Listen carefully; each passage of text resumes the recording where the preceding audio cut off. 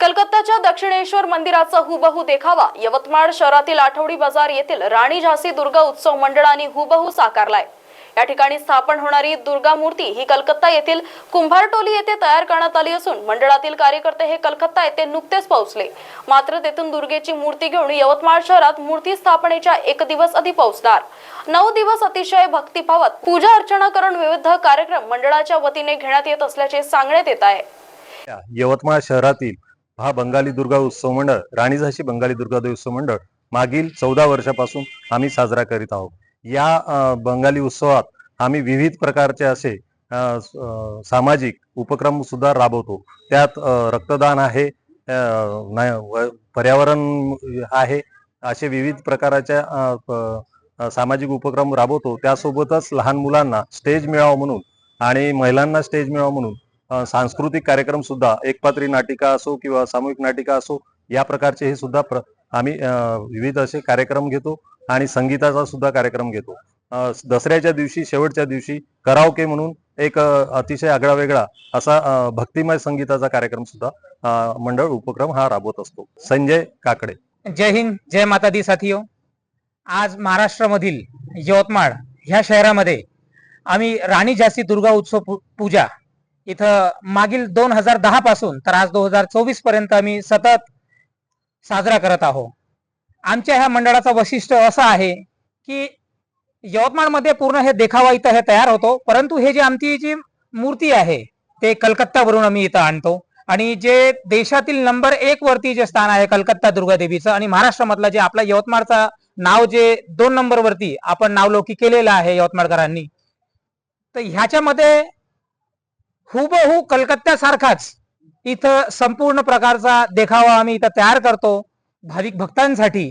आणि इथं यवतमाळ वरूनच नाही तर महाराष्ट्रामधूनच नाही तर पूर्ण भारत मधून इथं भाविक भक्त दर्शनासाठी येतात आणि सतत 9 दिवस काही ना काही सामाजिक उपक्रम सामाजिक कार्य इथं चालू राहते। लहान लेकरांसाठी डान्स, दांडिया, आमची जे माता भगिनी आहे इथं गरब्याचं नियोजन असतो सतत 9 दिवस।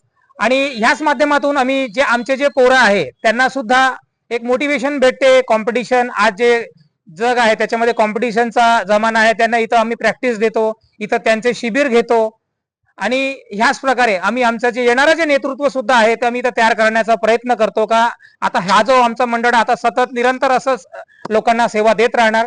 आणि 9 दिवस आम्ही समोरच इथून 100 मीटर वरती 9 दिवस सतत सायंकाळी 8 वाजतापासून तर सकाळचे म्हणजे मध्यरात्रीचे 3 वाजेपर्यंत महाप्रसादचं इथं आयोजन करतो। आमची ग्रामदेवी आठवडी बाजारची हिंदुस्थानी दुर्गा देवी उत्सव मंडळ तिची आरती झाल्यानंतर तिथं प्रसाद आम्ही चढवतो। आमच्या ह्या राणी झाशी दुर्गा देवी पूजा मंडळाला इथं प्रसाद देवीला देतो, त्याच्यानंतर महाप्रसादचा चालू होऊन जातो इथं।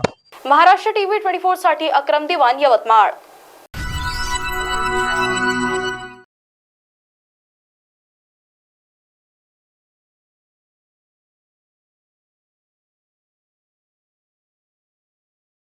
पंतप्रधान सूर्यघर मोफत वीज योजनेला मुंबईच्या भांडूप परिमंडळामध्ये चांगला प्रतिसाद मिळालेला आहे।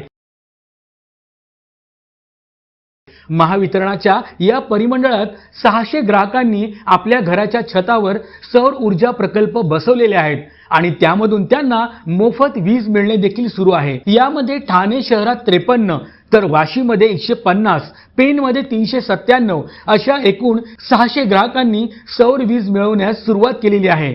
यामुळे त्यांच्या वीज बिलाची बचत होत आहे।